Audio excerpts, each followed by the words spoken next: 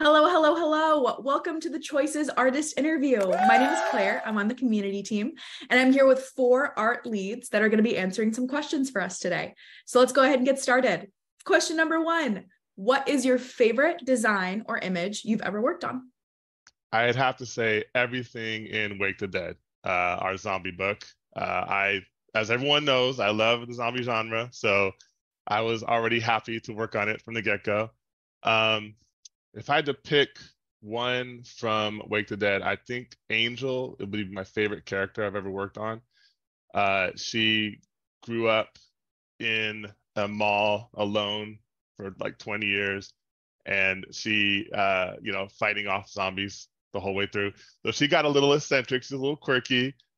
Designing her outfit was so much fun because I had a lot of fun thinking about, what would she look like, raising herself alone in this mall. So she has like a mishmash of, crazy weird things you'd find in a cheap mall. She's got like the biker crop top and the like orange cargo pants, and she's got weird green dyed hair. So and fingerless gloves, of course, got to rock the fingerless gloves. So she was a lot of fun, and she's so I just love her character. She's so like I said, quirky and just weird, but she's just so genuine and and has such a big heart. So she was a lot of fun to design. But yeah, anything in the zombie world, I'm there. So my favorite designs and stuff I worked on is from Kindred. I really, really liked working on the living room background, and specifically the foyer and the porch. I absolutely love the lighting. It's very warm and comfortable. Please keep an eye out for Kindred. That's going to release in late May. I'm not going to give any more details, not to be spoiler-like, but I love that book to death, especially designing all the magical elements and the bonds that the sister have to go through, and just all the amazing adventures. For me, I would say my favorite design that I've worked on was the tapestry screen for Guinevere. It was a lot of fun many of those backgrounds in that book are close contenders, like the round table behind me, but the tapestry screen was so much fun to sort out what details to include. It was also an art style that is near and dear to my heart, from Sleeping Beauty and like Ivan Earl. So it was just, and that's a bit more close to my personal art style. So that was just nice to be able to infuse something so personal into one of the books that I got to work on. For myself, my biggest or most favorite book that I worked on, it's such a hard contender. I really liked Crimes of Passion, and I think players are really going to love the next book that we're working on right now. And I think my favorite character so far might either be Nick from Nightbound or Tristan Thorne. Partly because they're both kind of like quirky, whimsical, kind of like the badass of each of the books. And so I think like players are, it really brings out like a lot of fun for the players. And some of my favorite backgrounds, I love the Phantom Agent background behind me. It's a city sky. It's one of their HQ headquarters, and I think it looks amazing. And I'd say overall, like some of the favorite backgrounds that are worked on or the timelines would probably be Wolf Bride. They had an amazing kind of like collectible timeline that was a lot of fun to work on. And yeah. I would say for a favorite character design, definitely Lancelot. Although there's an upcoming character design that I really love as well, but it's coming out much later in the year, so you're gonna have to wait. But Lancelot was a lot of fun because it's like duty bound, brooding, kind of mischievous, playful ally, just like the best. Okay, this brings us to our second question. How do you find inspiration for character or background appearance? I get inspired by everything, just random things I see, places I go. For example, my family and I were in Muir Woods a little while ago, and I'm surrounded by these beautiful, huge redwood trees and the light streaming in, and all I could see was little fairy huts built in the trees, and mushrooms growing all around. And I was like, okay, this is the perfect place for the Enchanted Forest in Curse at Heart. So it's like you're there. Exactly. Yeah. I felt like I was right there walking around. I kept expecting a little fae to pop out from from the trees. But yeah, I mean, just being out in the world, just going to places, and I might meet some random person at the coffee shop, and they have like a interesting smile, or someone like carries himself in an interesting way, and like I go, okay, that's what I was missing for this character.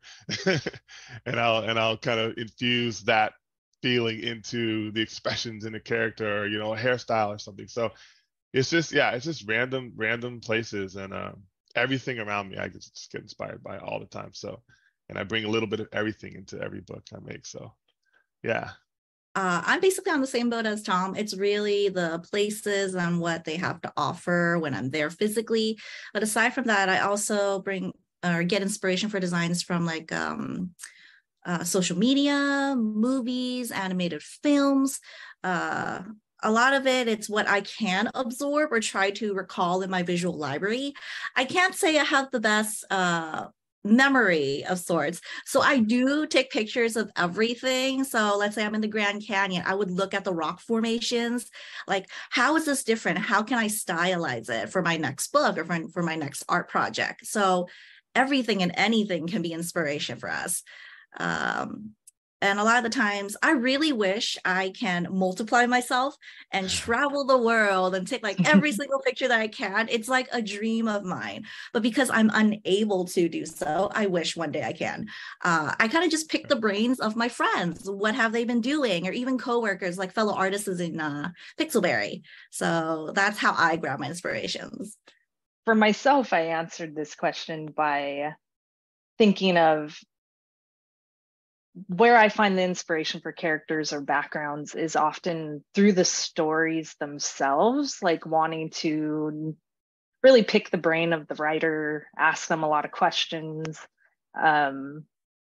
Like, what is this character thinking? What are they hoping for? What kind of person are they? In First Comes Love, we had it like, what kind of car is Blake going to drive? And we had a lot of discussion about what kind of person Blake is, and that helped inform the answer, which is kind of a Jeep, SUV, kind of a truck. We're in that realm of car. But it's also like from stories, like you mentioned, Icy stories, film, comics, reading, just inspiration comes from like anything that you find interesting or inspiring is going to be compelling to someone else. And so, and you just package it in your own way. I feel like that's exactly how I approach inspiration as well. When it comes to like characters or environments, like there's been times where I've either played a video game or like I've seen a movie from like 10 years ago, and I'm like, oh, it'd be really cool if like we did something kind of like this one scene or this one thing that I we're doing. Or and I definitely like to make sure that we delve into the characters and really like find like the little bits of like their history and like add that to like who they are as their personality.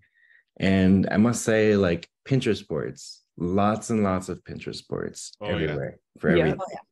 Like super helpful. Whenever you have a good idea and you need a little bit of inspiration or don't really know where to start, like Pinterest boards. Definitely. Yeah, I've got insane amount of Pinterest boards that are just overflowing with images. I'm sure you guys all have it because you never know. You see something cool, you're like, okay, I put that in there. I might need that for some book, down the road.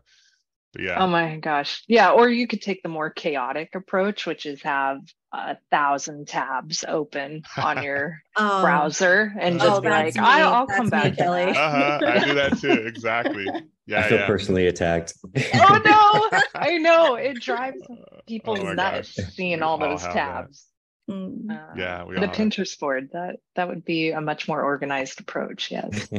Yeah, it's nice because then everyone can collaborate. You know, your writers can get in there, producers, they can all see what's going on. They can add stuff, and then you can inspire each other. You know, Mhm. so many times Great. writers will throw something in there. I'm like, oh, that's perfect. Yeah. I just have to add too that I am daily inspired by honestly everyone at on the Choices team. Like, Ah, that's a good answer. That's true. I worked on days for that one. No. I really do. I'm just inspired all the time by you guys. You know, the other artists, everyone here is so talented, so generous with their time and, you know, sharing, you know, different techniques they may have figured out or just, you know, just their art that they're doing. I'll see something that Jordan did or Kelly or Icy did. I'm like, oh my God. Like, oh, for example, like Kelly's beautiful tapestry that you talked about. That was the direct inspiration for me to work on this collectible screen that I'm working on for a book that I can't mention yet, but but everyone will love it when it comes out. But yeah, I mean, that was a direct inspiration for me. I go back and look at that all the time, like, oh yeah, this is so cool. And so I really do. And then the animators, gotta shout out to the animators because Right. you know, Agreed. right? We'll do these timelines and then we hand them over to them and they come back and it's like, what is going on? How did that, you know, what you guys just took it and ran with it and like they breathe life into our static art and they do things all the time that I would never expect. You know, it's like we want this to happen and this to happen, the arm to move, and then they like throw in some crazy thing moving over here and the light, and you're like, oh my God, this is 1,000 times better than I could have ever imagined. So the animators are amazing. They're like the unsung heroes of Choices. So That's very true. yeah, Very true. Yeah. All right, and this brings us to our third and final question today. What is your favorite Choices character to look at? I love to go back to our older books and look at the artwork all the time. So this isn't necessarily a character, but I do like to go back to the Freshman, the cover for the Freshman. Yeah. You know, it's so beautiful. I love it, and it's in this kind of style that we don't really have in any other covers. It's just this unique, you know, kind of cartoony, whimsical, you know. Maybe And High School Story. It's kind of close. yeah, that's true. That's true. High School Story does have that. Yeah, yeah. But it's just that was like our first book, so that is fun to go back and look at that. I had to say, I love the Crown and the Flame series. That was the first series that I read all the way through, just for fun. I just loved every bit of it. I love the characters in that book, and just the backgrounds are so, I don't know, there's just something so fun and just kind of loose about them. And so honestly, my favorite character of all time though is Kenna from Crown of the Flame. That's great. I mean, she's beautiful. I fell in love with her. She is. But that was the first time I was like, okay, you know, I see what we're going for here. I see the level of quality that we're aiming for. She was so amazing, and yeah, that I'll go back and look at her and all the characters from Crown of the Flame. So yeah. Oh, now that Tom mentioned Crown of the Flame, that's hard. Old But school. I also super love Crown of the Flame. It was actually the first book I played before I joined the Choices team. So it has a place in my heart. But in terms of Choices characters that are my favorite to look at, I'm a simple child, you can say. I like the eye candy. So I really love Manu from Shipwreck. Like both genders are very gorgeous. I'm just like, ooh, the muscles. And I'm like, ooh, I'm sorry, that's me. I'm like, caliente. And Cass from Immortal Desires. I do have a range in terms of what I love to see and what is appealing, but that's me. Yeah, you opened the door by mentioning some of the older books, but I must start with my first answer, which was my absolute favorite character to look at is the Leaf from the cursed heart because he Yay. is the absolute cutest. He is so cute. And Yeah. his little interactions with the team are just like adorable. So I started there. And as far as like my favorite,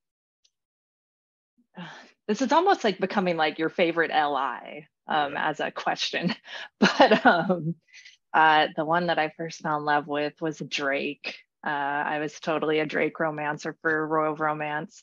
Of course, I know Liam is a top tier LI, but couldn't resist broody dark haired. I have a thing, I guess. Broody dark haired guy. He's kind of like common sense, down to earth, and he's got.